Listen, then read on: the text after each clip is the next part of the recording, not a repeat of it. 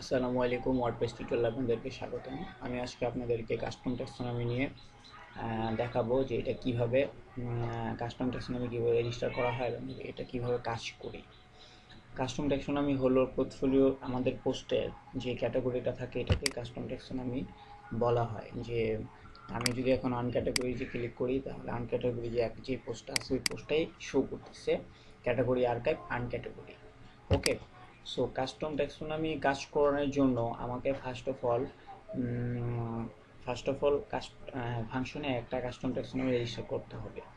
And আমি চাচ্ছি যে আমার পোর্টফোলিওর এখানে একটা ক্যাটাগরি থাকবে, এখানে আমি একটা ক্যাটাগরি অ্যাড করব।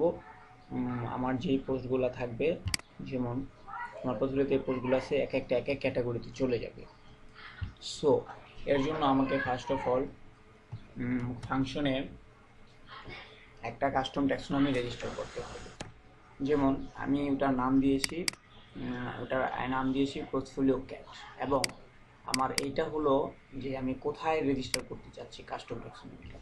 আমি পোর্টফোলিওতে রেজিস্টার করতে চাচ্ছি, রেজিস্টার কাস্টম পোস্ট পোর্টফোলিও, এবং আমি চাচ্ছি পোর্টফোলিওতে অ্যাড করতে। সো যেমন এখন আমি চাচ্ছি এইখানে অ্যাড করতে, যেমন এখন পোর্টফোলিও ক্যাটটা চলে আসছে, আমি পোর্টফোলিওতে রেজিস্টার করতে চাই সেই কারণে। এবং হেয়ারিক্যাল ট্রু থাকতে হবে, কারণ হেয়ারিক্যালটার কারণে কিন্তু আমার ক্যাটাগরিগুলো কাজ করতেছে। এবং লেভেল দিচ্ছি পোর্টফোলিও ক্যাট, লেভেলটা হলো এই লেভেল, এই পোর্টফোলিও ক্যাট এই নামটা হচ্ছে আমার লেভেল। কোয়ারি ভারও ট্রু থাকতে হবে, হেয়ারিক্যাল হ্যাজ আর্কাইভও ট্রু থাকতে হবে। আর স্ল্যাগটা হচ্ছে আপনার প্রত্যেকটারই স্ল্যাগ থাকে, যেমন আমার এখানে ক্যাটাগরি, এখানে যদি ভিউ করি তাহলে এটার নাম হচ্ছে, এটা হচ্ছে স্ল্যাগ। সো আমার পোর্টফোলিওর একটা স্ল্যাগ থাকবে। সো আমি পোর্টফোলিও দিব না, কারণ আমি অলরেডি এখানে পোর্টফোলিও নামে একটা কাস্টম পোস্ট রেজিস্টার করছি, যেটা স্ল্যাগও হচ্ছে পোর্টফোলিও। সো এটা দিলাম পোর্টফোলিও ক্যাট, অ্যান্ড তাহলে আমার কাস্টম ট্যাক্সোনমি রেজিস্টার হয়ে গেছে। এবং আমি এখন পোর্টফোলিওর এখানে যদি ক্লিক করি, হ্যাঁ, সো তো এখানে আমার কাস্টম ট্যাক্সোনমি পোর্টফোলিও ক্যাটাগরির যেই পেজটা আছে পেজটা চলে আসছে। এখন আমরা পোস্টের মতোই এখানে ক্যাটাগরি অ্যাড করতে পারবো। যেমন আমি একটা ক্যাটাগরি অ্যাড করি, ফুলি রেসপন্সিভ অ্যাড করি, ইন্টার। এখন আমার ফুলি রেসপন্সিভ ওয়েবসাইটের একটা ক্যাটাগরি অ্যাড হয়ে গেছে। যদি এখন তো আমার পোর্টফোলিওর এখানে চিনাই দিব যে কোনটা কোন ক্যাটাগরিতে যাবে। আমি চাচ্ছি যে ফুলি রেসপন্সিভ দুইটা পোস্ট চলে যাক, ফুলি রেসপন্সিভ ক্যাটাগরিতে। এখন যদি আমি ক্যাটাগরিতে যাই, হ্যাঁ, নাথিং ফাউন্ড, বিকজ আমি এখনো ওকে চিনাই দিই নাই যে ও কিভাবে আর্কাইভ হবে, মানে ও কিভাবে ওর পেজটা শো হবে কার সাথে। এর জন্য আমার ফার্স্ট অফ অল একটা এর জন্য আমার একটা ফাংশন অ্যাড করতে হবে, যেটা কাস্টম পোস্ট আর্কাইভ নামে থাকবে। ফাংশনটা থাকবে কাস্টম পোস্ট আর্কাইভ, যে আমি কাস্টম পোস্টের জন্য আমার আর্কাইভটা চিনাই দিতে হবে। যে পোর্টফোলিও আর্কাইভটা কীভাবে চিনাচ্ছি আমি দেখাচ্ছি। যেমন ফাংশনে কাস্টম পোস্ট আর্কাইভ থাকবে, আর্কাইভটা হলো পোস্ট টাইপ পোর্টফোলিও এবং ম্যাপ মেনু আইটেম এবং পোস্ট, এটা পোস্টের মতো যাতে কাজ করে। এবং যদি আমি যাই, আমার এটাও কাস্টম পোস্টটাও অ্যাড করা শেষ, কাস্টম পোস্ট আর্কাইভটাও অ্যাড করা শেষ। এখন যদি আমি আমার এখানে রিলোড দেই তাহলে কিন্তু আমার পোস্ট চলে আসছে,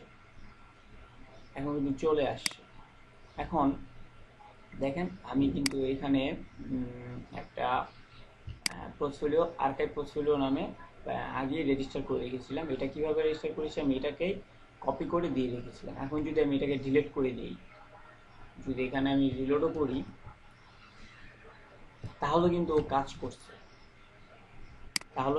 করছে, কারণ আমি এখানে চিনাই দিছি যে পোস্টটা কি হবে, পোর্টফোলিও ম্যাপ মেনু আইটেম আবার পোস্ট, মানে পোস্টের আর্কাইভ থেকে ও কাজ করবে। এবার অনেক সময় কাজ করে না, যদি তখন কাজ না করে তখন আমাকে একটা আর্কাইভ পোর্টফোলিও হিসাবে একটা পেজ বানিয়ে নিতে হবে।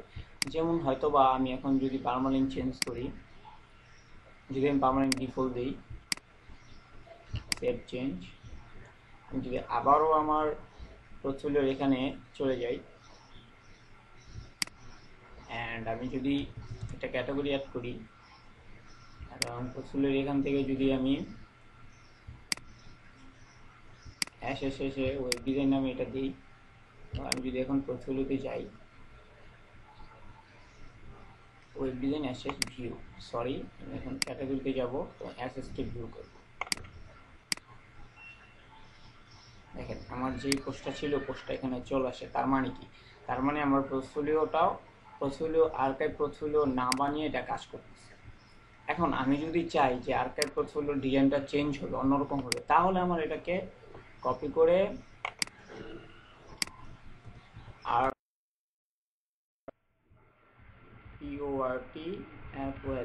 পোর্টফোলিও নামে একটা পেজ বানাতে হবে। হ্যাঁ, আর এটাকে আমাদের নিজের মতো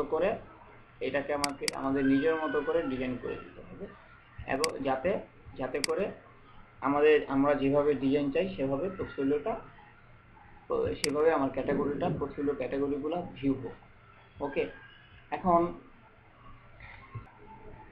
সো এখন আমার যেটা বলতে চাচ্ছিলাম যে আমি যদি এটা যদি আমি কেটে দিই, দেখেন এটা যদি আমি কেটে দিই, তাহলে আমার এখানে নাথিং হ্যাভ ফাউন্ড, সরি, আমি যদি এখন এটা কেটে দিয়েছি, এখন যদি আমি ভিউ করি দুইটা পোস্ট, নাথিং হ্যাভ ফাউন্ড করবে। সো ইম্পর্টেন্ট কোডটাই হচ্ছে এটা। যেমন আমি অনেক প্রবলেমে পড়ার পরে অনেক কষ্টে এরকম একটা কাস্টম পোস্ট আর্কাইভে একটা ফাংশন পেয়েছিলাম, এবং এটা ইউজ করে দেখেছি যে এটা আমাকে খুব হেল্প করছে। সো এখন আপনারাও আমি এই কোডগুলো আমার ব্লগে দিয়ে দিব, সো আপনারাও ইউজ করতে পারবেন যে কিভাবে কাস্টম ট্যাক্সোনমি রেজিস্টার করার জন্য কি দরকার হয়, এবং কাস্টম ট্যাক্সোনমিটাকে কাজ করানোর জন্য কোন কোডটা ইউজ করতে হয়। ওকে, সো নেক্সট টিউটোরিয়ালের জন্য অপেক্ষা করুন। নেক্সট টিউটোরিয়াল খুব তাড়াতাড়ি বানাবো।